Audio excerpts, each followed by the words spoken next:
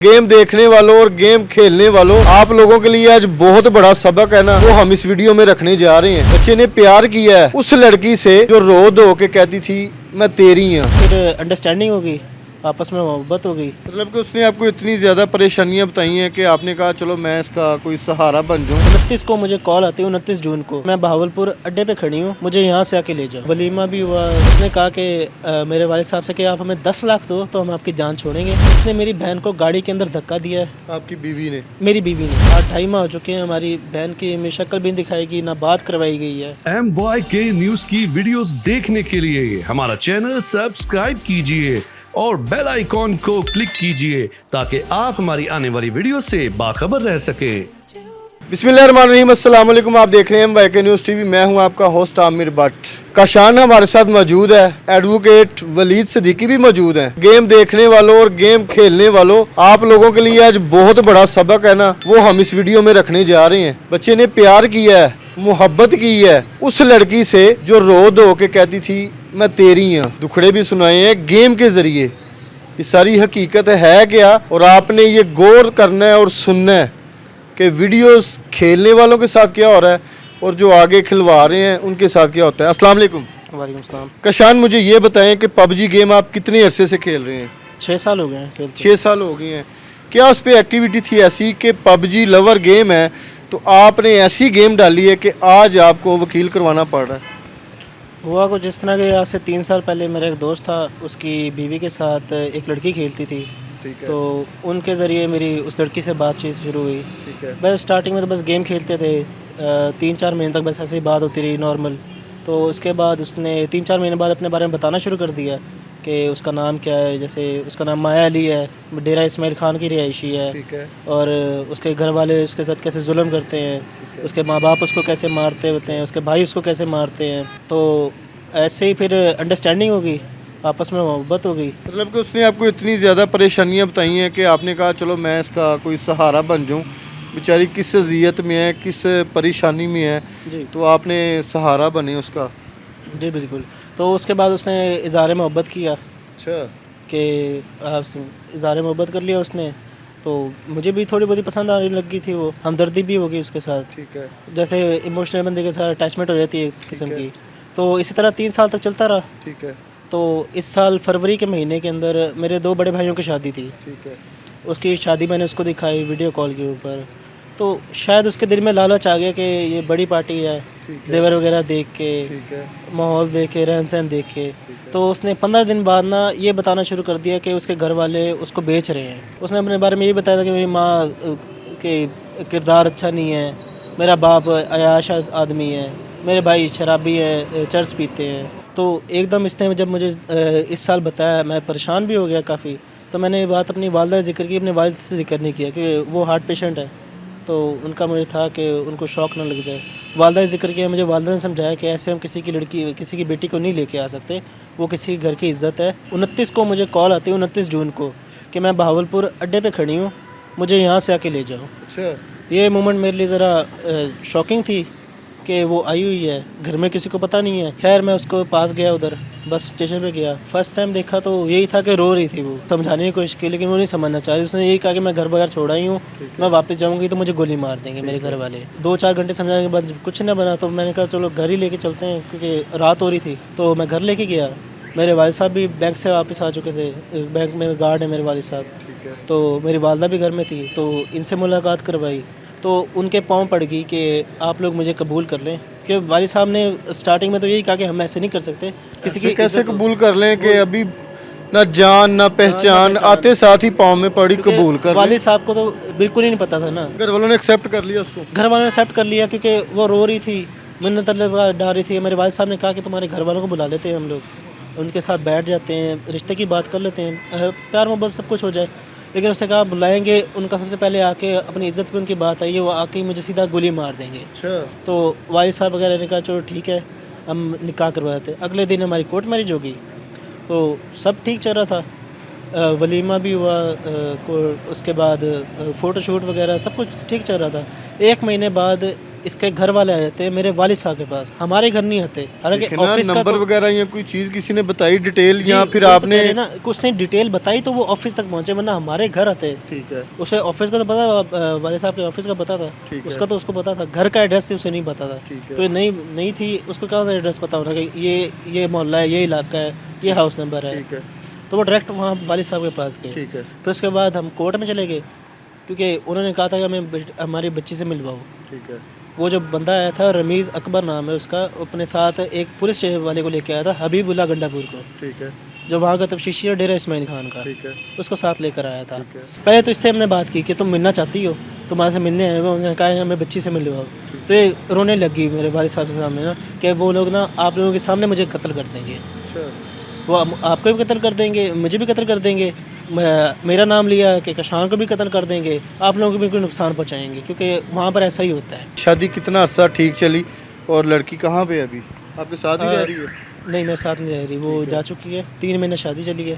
ठीक मैं है आपको वो डिटेल बता रहा हूँ ना कि कोर्ट के अंदर ना इसने अपने माँ बाप से मिलने से इनकार कर दिया कि मैं इनको जानती भी नहीं हूँ। जब 164 के हमारे बयान हुए थे ठीक है उस टाइम इसने यही कहा कि मैं कशान के साथ अपनी मर्ज़ी से आई हूँ, मैं अपनी मर्ज़ी से रहना चाहती हूँ, मैंने पसंद से शादी की है इससे, ठीक है ये उसने बयान दे दिए। तो उसकी माँ ने मेरे वालिद साहब को ब्लैकमेल करना शुरू कर दिया कि हम तुम्हें किसी और केस में फंसवा देंगे। ठीक है वो जो लड़का मैंने बताया ना रमीज़ अकबर आया था, उसने जज के सामने निकाहनामा पेश कर दिया कि ये मेरी बीवी है। अच्छा जो उसने अब आपकी बीवी बनी हुई जी, जी। है ठीक है उसने निकाहनामा पेश कर दिया। अब वो निकाहनामा जाली था, जज ने उस टाइम रद्द कर दिया, क्योंकि उसके निकाहनामे पे इसकी उम्र भी 13 साल बंदी, 13 साल की उम्र में निकाह किया उसने इससे, और ना इसके सिग्नेचर थे ना थंब था और कुछ भी नहीं था। वो झूठे हो गए वो झूठा निकाहनामा वो लेके आए हुए थे अपना बनवा के ना। जज ने उस टाइम रद्द कर दिया इस निकाहनामे को। उसने कहा कि मेरे वालिद साहब से कि आप हमें 10 लाख दो तो हम आपकी जान छोड़ेंगे। ऐसे ही डील करते करते 5 लाख तक आके ख़त्म हुई। 5 लाख उस औरत ने लिए, वो औरत गई।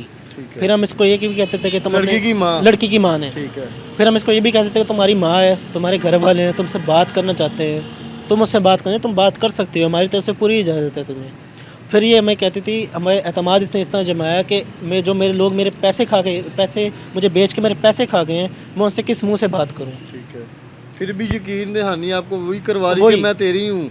वही यकीन दहानी वो करवा रही ठीक है। है। लेकिन एंड पे 2 अक्टूबर की सुबह को जो हम जाते थे सुबह वॉक के ऊपर, हमारे घर के सामने टाउन है एक, वहाँ पर वॉक पे जाते थे मैं, मेरी बीवी और मेरी छोटी बहन। ठीक है तो ये वॉक के लिए ना निकल गई सुबह को, मेरी छोटी बहन को साथ लेके।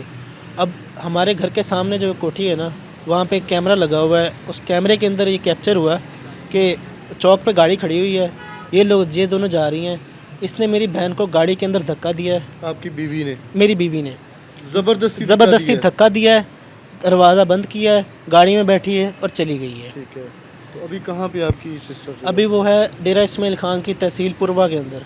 महफूज है वो? हमें कुछ नहीं पता, हमसे मिलवाया नहीं गया। 8-2.5 माह हो चुके हैं, हमारी बहन की में शक्ल भी नहीं दिखाई गई, ना बात करवाई गई है। हम पुलिस वगैरह को हमने FIR करवाई उस दिन। अब 16 दिन तक तो तफ्तीशी जो हमारा है मलिक मोहम्मद अकरम, उसने हमारी एक बात भी नहीं सुनी। उस इंसान से ये नहीं हो सका, टूल प्लाजे के ऊपर कैमरा लगा होता है, फ्रंट के ऊपर पूरी गाड़ी का A to Z सब नज़र आ रहा होता है, क्या नंबर है, गाड़ी में कौन बैठा है, कैसे बैठा हुआ गाड़ी के अंदर। कोई ज़ाहिर बात ज़बरदस्ती लेके गए हैं, कुछ सुंघाया होगा उसको, कुछ मारा होगा, कोई हलचल कर रही होगी, वो इतनी वीडियो तो वो निकलवा सकता ना, उसने आज तक वो वीडियो नहीं निकलवाई। उसके बाद 16 दिन बाद हम RPO साहब के पास पेश हुए, RPO भावलपुर। उन्होंने शफकत फरमाई हमारे ऊपर, उन्होंने हमारे साथ पुलिस पार्टी को भेजा, मलिक मोहम्मद अकरम समेत, हमारे IO समेत, हमें डेरा इस्माइल खान भेजा, आउट ऑफ द वे जाके वहाँ के DPO से बात की। DPO ने वहाँ के ये कहा कि बच्ची को पेश किया जाए, इनके माँ बाप से मिलवाया जाए। ठीक है मलिक मोहम्मद अकरम ने सिस्टर को? हमारी सिस्टर को। ठीक है मलिक मोहम्मद अकरम ने क्या किया, पहले तो जाते ही मेरे वालिद साहब को हवालात के अंदर बंद करवा दिया, डेरा इस्माइल खान की हवालात में बंद करवा दिया 2 घंटे के लिए। जहाँ रेड करनी थी पुरवा के इलाके में, तहसील पुरवा के अंदर, जहाँ पे हमने CDR दिया था, गाड़ी की नंबर प्लेट आपको पता है रात के टाइम नहीं नज़र आती, किसी भी कैमरे में नहीं आता, 2 कैमरे किस पे HD लगे होते सिवाय टूल प्लाजा के। हमने लोगों की मिन्नतें की, पुलों के ऊपर जाके, पेट्रोल पंप्स पे जाके सारी कैमरे की डिटेल्स निकलवाई, उनसे हमने तस्वीरें ली, हमने गाड़ी का नंबर दिया। लेकिन ये भी तो देखे ना कि आपने उस गेम से इस लड़की के साथ प्यार मोहब्बत किया, वो घर भी आ गई, शादी भी होगी। जब घर भी आ गई 3 महीने में आपको कोई ऐसी एक्टिविटी नज़र ही नहीं आई कि यार ये करने के आई है? 3 महीने तक उसने कभी एहसास ही नहीं होने दिया। घर में सबके साथ ठीक रहती थी। मेरी वालदा का इतना ख्याल करती थी, मेरे वालिद साहब का इतना ख्याल रखती थी। मेरे वालिद साहब शुगर पेशेंट है, तो उनके पाँव पे ना ज़ख्म हुए हुए हैं, तो उनको कभी क्रीम लगा के दे देती थी, दवाई दे देती थी, मेरी मम्मा को दवाई दे देती थी, चाय बना के दे देती थी। आप क्या समझ रहे हैं कि ये जो गेम खेल रहे हैं, पबजी खेल रहे हैं, कौन सी कि कोई और है? पबजी। हाँ, पबजी गेम खेल रहे हैं, तो क्या उस पर आपने सबक सीखा है? डिजिटल इनोवेशन के नाम के ऊपर अब इस तरह के ग्रोह आ चुके हैं जो आपके साथ इस तरह स्कैम करते हैं, आपको अपनी बातों में लगाते हैं, अपनी कहानियाँ सुनाते हैं, मजलूम बनते हैं, और आपके साथ एंड में या तो लूट के चले जाते हैं या आपका कोई असासा ले जाते हैं। लूट के चले जाते ही कोई मसला नहीं था, जेवर है दोबारा आ जाएगा, पैसा है दोबारा आ जाएगा, पैसा जेवर लेके गई है वो, ये चीज़ें दोबारा। जेवर है 8 तोले जेवर लेके गई है। तो इसकी पैसे मेरे भाइयों की सैलरी आई थी, फर्स्ट यकम तारीख थी, उस दिन सैलरी आई थी, उनके वॉलेट से सैलरी भी निकाल के चली गई। मेरे वालिद साहब के 2 क्रेडिट कार्ड थे, वो भी लेके चली गई। देखें, अब आप बता रहे हैं जेवर भी गया, पैसे भी गए। सुबह जब वो वॉक पे गई है, उसने बैग कैरी किया है, बैग था, एक तो बैग सिस्टर था, को भी नहीं पता चला कि उस बैग में क्या है, चादर ली हुई थी। कि वॉक के टाइम तो ये चीज़ें कैरी होती नहीं है। एक छोटा हैंड बैग था पिंक कलर का, ठीक है, वो जो लेके वहाँ से आई थी, ठीक है। वही बैग में वो सब कुछ डाल के साथ ले गई। ऊपर चादर पहनी हुई थी, तो नहीं नज़र आया बैग। और हमारे साथ वलीद साहब भी मौजूद हैं, इनसे जानते हैं। केस अभी आपका इनके पास है। अस्सलाम वालेकुम जी वासलाम। सर, कैसे हैं आप? जी अल्लाह की रहमत है। सर, बच्चे की बात सुन रहे थे, एकदम पहले तो शौक हुआ कि यार ये गेम के ज़रिए गेम लड़की ही डाल गई, कैसे बच्चे को उसने वर्ग लाया है। अभी केस आपके पास आ चुका है, आप क्या समझ रहे हैं कि इस केस में पैसे जेवर छोड़ दें, क्या इनकी बहन की रिकवरी हो सकती है? जी इंशाल्लाह पर उम्मीद है जी, क्योंकि मेलाफाइडी तो सारी है, उनकी बोन ऑफ कंटेंशन भी बीच में पाया जाता है, कंट्राडिक्शन भी पाई जाती है। ठीक है। अगर वो कहते हैं इनके सिस्टर ने शादी कर ली है, चले हम मान लेते हैं उसने शादी कर ली है, मगर इसकी जो बेगम है वो कहाँ पे है? बिल्कुल ऐसी है, वो किधर है? मेलाफाइडी तो आ गई ना, कि यहाँ पे कि क्रॉस वर्जन हुआ क्या है कि एक उनकी जो नेगेटिविटी मेंटालिटी लेवल, जो नेगेटिव एलिमेंट है, इसका मतलब तो ये है ना कि ये इन्वॉल्वमेंट हुई गई है, पूरी प्री प्लान एक सोची समझी साजिश है। अब ये कहा जाए निकाह कर लिया, ये कर लिया, ये एक कानूनी हरबे हैं जिससे हम अपने आप को सेफ कर लेते हैं। वो कह रहे हैं कि रजामंदी से गई है। देखें जब ना, वो पेश हुई है ना वहाँ पे, उन्होंने कहा कि उसका निकाह हो गया उस बच्चे हाँ का। जी, तो अगर उसने बयान दे दिए हैं, अगर वो वापस आना चाहती तो वो कहती कि मेरे साथ ये ज़बरदस्ती कुछ कर रहे हैं, वो ऐसा देखो उन्होंने ना, क्या बच्ची को जो है पढ़ाया अब ये लिखाया है, तो- क्या उसके दिमाग में डाल दिया है? वो बच्ची का तो तब ही पता चलेगा ना कि वो बच्ची जब मिलेगी। अभी तक तो इन्होंने उसको देखा ही नहीं है, वो जिंदा भी है कि मुर्दा है।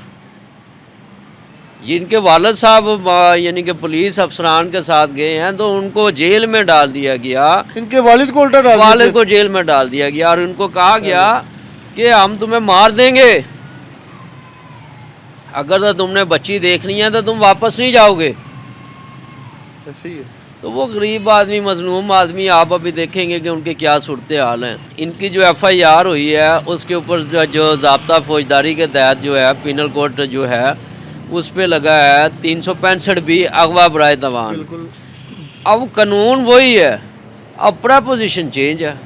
अब किसी ने को ट्रैप कर लिया या वो PUBG के थ्रू आ गए। आपको पता है डिजिटल मीडिया आजकल फाशी के अड्डे आपको ऑनलाइन बिल्कुल मिलते ऐसे, हैं, बिल्कुल हर ऐसे। चीज़, यानी कि अब सूरत हाल एक ऐसी भी होती है कि हम क्या करते हैं आजकल, जो ग्रोह चला हुआ है कि वो अपने बच्चे गिरवी रखवा देते हैं, साथ ही कोर्ट में आ जाते हैं कि इसने तो हमारा बच्चा ही अगवा कर लिया।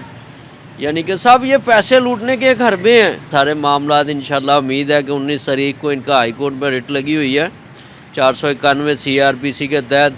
उसमें जस्टिस अनवारुल हक पन्नू साहब ने खसूसी ताकीद की हुई है, DPO की भी सरजनिश की हुई है।